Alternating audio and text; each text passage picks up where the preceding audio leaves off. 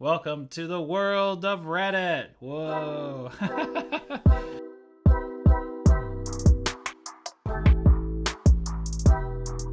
Thank you so much for joining us today as we go ahead and talk about Reddit, chat about Reddit. I love Reddit. I'm overly in love with Reddit. If I wasn't already married, I would be with Reddit. That's how much I love Reddit. I think Reddit is a great place to share opinions and to kind of get a gist about what's happening. Just like what they say, it's the front page of the internet. Some people might disagree with that, but that's okay. If you do, write in the comments. Let's have a conversation about it. Let's talk about why you might not like Reddit. Some of the issues that you might not like, repetitive content. Maybe this will be the second time I stream, but it's the same thing that we saw yesterday, right? That would be like really annoying if I was like, oh, this is the same page from yesterday. In this show, I'm just going to give you like a background of like what I know and information that I know, but also we're going to go ahead and search for other information that we might not know so that we can find out what's happening in the world together, right? So that's a great way. It's just find out what's happening, right? You kind of get the gist of what's going on, and then you research on your own to find out other things, and then you can make your own opinion. Right off the top of the page, very good to see. Ask Reddit. Ask Reddit, of course. Very popular. Very interesting. I love spending time on Ask Reddit. Ask Reddit is a great way to kind of see where everyone's been, like a checkpoint. Usually people ask questions. Could be silly, like what would you do with $1 million? Sometimes it's serious. What was the worst job interview you've had? So let's check it out. Let's see what's happening. What's the worst job interview you've had? Okay, 5 interview rounds. Okay, that's too many. I'm at like 3. If I have 3, like I can't do anymore. Okay, 5 interview rounds, with the last interview round being with the CEO, all for an entry-level customer service job. During the last interview, the CEO said you weren't allowed to get sick and you weren't allowed to leave at the end of the day. What CEO states that? Like, do you not want employees? Like, I get if you're going to say that, you're the type of CEO that's like, I just want the worst possible people ever, right? Like, no, that shouldn't be like something you say as a CEO, okay? You weren't allowed to leave at the end of the day until all work had to be done. So even though the job was 8 to 4, the CEO said customer service reps often stayed until 6 p.m. or later. Peace, that's what I say. Unless I'm paid hourly and overtime on top of that, then I'll think about staying. She also asked if I would be comfortable secretly reporting to her about what customer service team is up to. Wow, she wanted to hire a if you're going to hire a spy and you're the CEO, the first thing you need to do is treat the prospective employee nicer, right? That's how you get a spy. You have to treat that person like they're going to be your best friend. Like you're just like overly like, hey, do you want to go get a coffee? Like this whole office thing is so like, ugh, like let's get out of here. Like that's how you build the spy. Not so much of, hey, you can't leave until everyone's done. And by the way, please spy on everybody. That's not a good. I'm so glad. I really want to know what this job was for. A lot of these really bad jobs are for, and I've been predatory to that, or I should say I've been targeted for these type of things. One time I didn't have a job for a while, and essentially one of my friends was paying $500 to get an interview to sell insurance. And when I went to the interview, before I even paid the money, and I was like, oh my God, this is such a scam. They're just trying to get people to sign on the class. Because after the class, it's like people get non-motivated. They don't sell anything. You just spent $500 of your own money, and bam, you're out of there. So that's crazy. Let's see, 5 interviews at that level. No, thank you. I know for me personally, the worst job interview that I've ever had probably was when I wanted to get this job really bad at this studio. I got super nervous because about hour 3, they were passing me around to different people. Eventually I got to the basement. I met the basement employee, which if you work at a place and you're in the basement, probably not the best employee to be paired up with.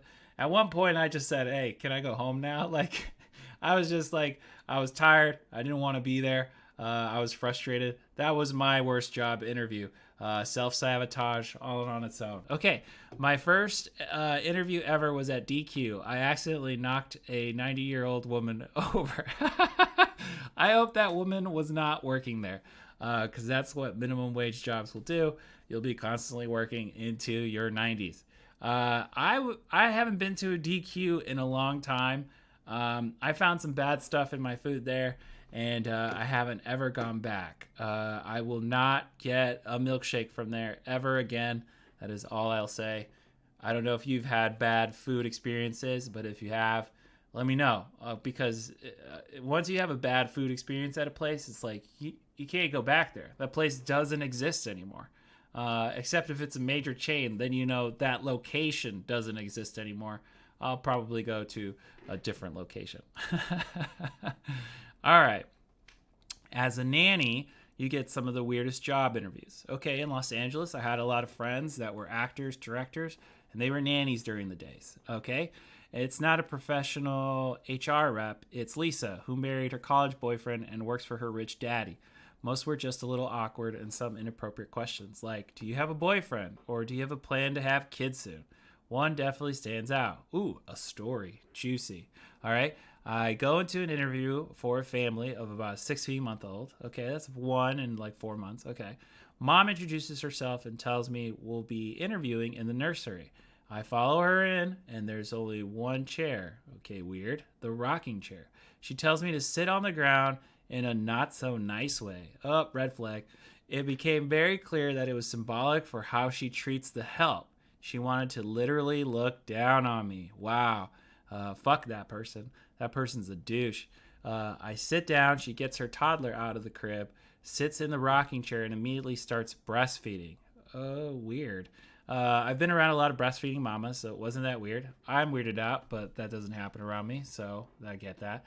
But she took her top off, so she was pretty open about it. Okay, did she like breastfeed like, hey, I'm going to take my shirt off and here are both my boobs even though one's being used? Because that would be weird.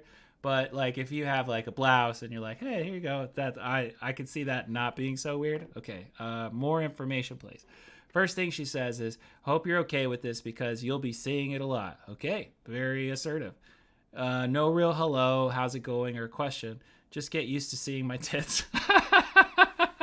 Then she tells me we'll be conducting the interview when she's done nursing. So the next 15 minutes, I'm just staring at her breastfeeding. What a power move. Oh my God, this woman. She was given the power move from the direct eye contact while someone's sucking from my nipple. Like that's straight power. Like if dudes could do that, like CEOs of like these big, they would. Like that's a power move. Like you know who's boss. You will stare at me while my boob is in my child's mouth. Alrighty, the interview finally starts and it goes well. Okay, she's clearly a rich, spoiled girl. Ask a million questions, which is cool, including a couple weird ones. When she's done, I go, can I ask some questions? And her response is nope. Okay, so I think I've been taught that when I interview, I always ask questions about the company because it shows like, hey, I did some research about you and I am interested in more than just having a paycheck. I'm interested in the company, which of course is like a fake interest. Like the most research I've done for an interview is probably like an hour. Like I'm just like, oh, that was okay. I'll just ask these key points and go from there. I've never been in a job where I've been like, hey, this is going to be so exciting. I better study for my whole evening. Now, I've had a job where I've wanted to keep it so bad that I studied for an evening for one of my reviews, but that's it, okay? So let's see. Then she tells me she wants to see how I'll do with the kid. So for the next 2 hours, I follow her around and do what she tells me. Change diapers, give the kid a bath, fold baby clothes, put a kid down for a nap, even wash breast pump parts. And she's critiquing me on everything. Oh, man. At what point do you feel like, at what point are you like, I'm doing all this free work, like for 2 hours? That's way too long. Like if you are about to hire someone and it's a for sure thing, yeah, sure. Come on board. Like this is what you'll be doing, of course. But this whole, like you're on an interview and I just want to see what you do for 2 hours. That's just wasting my time. Like no kid is, or no family is that special that I'm like, well, I hope I do free work for a couple hours. Especially cleaning breast pump parts. That's like a day. That's the third day of the job. Like you're kind of comfortable You kind of know what to expect. Like, that's not interview time. No way. She sends me on my way eventually. I actually thought I did really bad because she was angry a lot. Whatever, because I definitely did not want the job. A month later, I get a phone call. I've been hired starting tomorrow. I laugh out loud. I had apparently been the best candidate by far, probably because I just took all of her shit. Yep, some people just want that, you know? Some people are just like, hey, just let me be a dick to you, and you're a great employee. And I would run away from those jobs. Okay.